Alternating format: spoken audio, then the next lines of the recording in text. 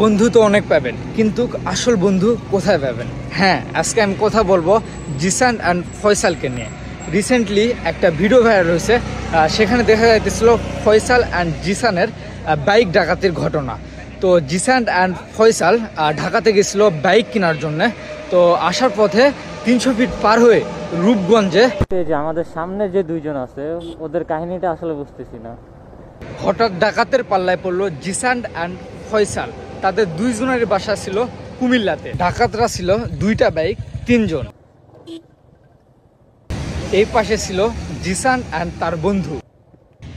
জিসানের R15 version 3 আটকে দেয়। 3 জনের মধ্যে একজন সেমি এতে জিসানের একটা আঙ্গুল কেটে যায়। এরপর ফয়সাল পালাইতে যায়, পড়ে যায়। সাথে সাথে উঠে ওখান থেকে নিজের ইমোশন বাইকের চাবিটা ওখান থেকে খোলার ট্রাই করে, কিন্তু সাথে সাথে চলে আসে আবার ডাকাতটি মারার জন্য। ঠিক তখন তার বন্ধু ফয়সাল তার বন্ধু জিসানকে নেওয়ার জন্য আবার ব্যাক করে, কিন্তু জিসান ইমোশন বাইক। জিসান তার বন্ধু ফয়সালকে বলল, বন্ধু চল লাগাই দে। যাই লাগাই দিবি জোরে।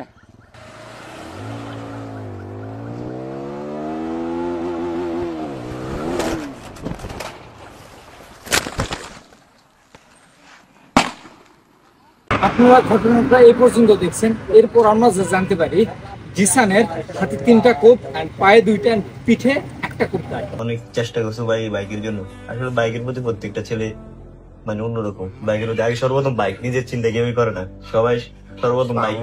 আমার বাইক দরকার, বাইক ছাড়া আমি কিছু বলি না। বাইক আর মোবাইল কি আদৌ বের করে দিতে পারবে? ফয়সালের মাথায় অনেকগুলো আঘাত করছে, হেলমেট সহ। এতে ফয়সালের মাথায় 5 থেকে 8টা সেলাই দেওয়া লাগছে। আমার মাথার মধ্যে শুধু 2টা জিনিস কাজ করতেছিল, হয়তো ওখানে যে মরবো না হয় বাঁচবো।